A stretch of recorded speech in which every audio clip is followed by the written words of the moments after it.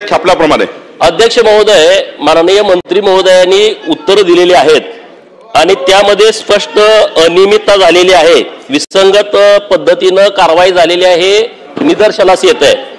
मी जो 1 नंबरला प्रश्न विचारला होता की तुकडेबंदी कायदा असताना जमिनीचे 16 तुकडे करून सदर जमीन खरेदी खतात बैल गोट्याकरिता खरेदी केलेली आहे का?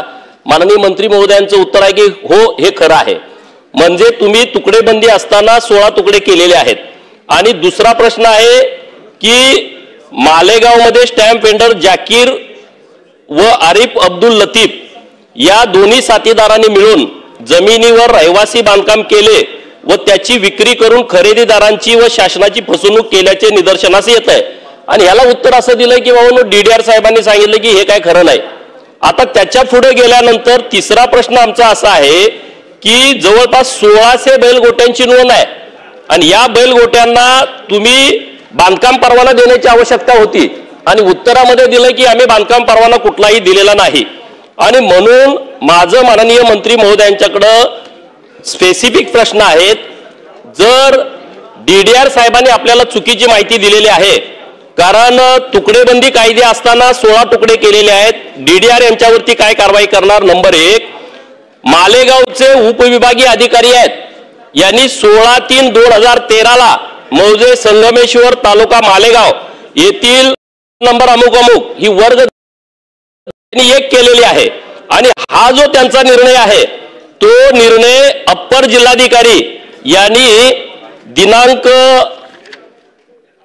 14/2/2023 ला रद्द केलाय।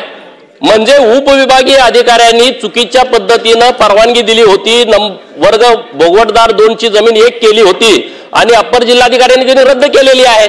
आणि मग ही विसंगती आहे। माननीय उपविभागीय अधिकारी जे 2013 ला होते त्यांच्यावरती आपण कारवाई काय करणार आहात? नंबर 1। नंबर 2, डीडीआर ने आपल्याला चुकीची माहिती दिली त्याबद्दल डीडीआर वरती आपण कारवाई काय करणार आहात?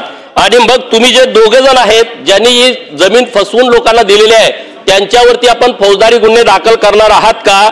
आणि ज्या जमिनीमध्ये जो ग्रीन बेल्ट होता, ग्रीन झोन होता, ज्याच्यामध्ये कुठलाही बांधकाम परवाना नाही, बांधकाम परवाना नसताना तुम्ही मान्य केलं की कुठलाही बांधकाम परवाना दिला नाही, तिथं अनाधिकृत बांधकाम केलेली आहेत, ती अनाधिकृत बांधकाम तात्काळ निर्गमित करण्याच्या सूचना आपण देणार आहात का? हे माझे स्पेसिफिक प्रश्न आहेत। माननीय अध्यक्ष महोदय, माननीय गोपीचंद पडळकर यांनी अत्यंत महत्त्वाचा प्रश्न या सभागृहात आणला आहे।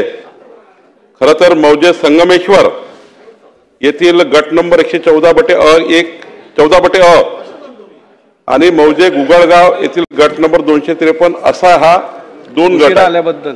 आणि अध्यक्ष महोदय, मुळात हा प्रश्न सुरू झाला या ठिकाणी जे आपण भूखंडाची अदलाबदली करतो, जमिनीची अदलाबदली करतो। अध्यक्ष महोदय, 2002चं परिपत्रक असं आहे की भूखंडाची अदलाबदली करायची असेल किंवा शेतीची अदलाबदली करायची, तुम्हाला माझी जमीन माझी तुम्हाला जमीन करायची असेल तर ती सलग असावी लागतं। पण आमचा हा महाशय जो आहे उदय किसवे एडीओ यांनी संगमेश्वरची जमीन गुगळगावला स्वॅप केली आणि गुगळगावची जमीन संगमेश्वरला स्वॅप केली, म्हणजे अदलाबदली केली।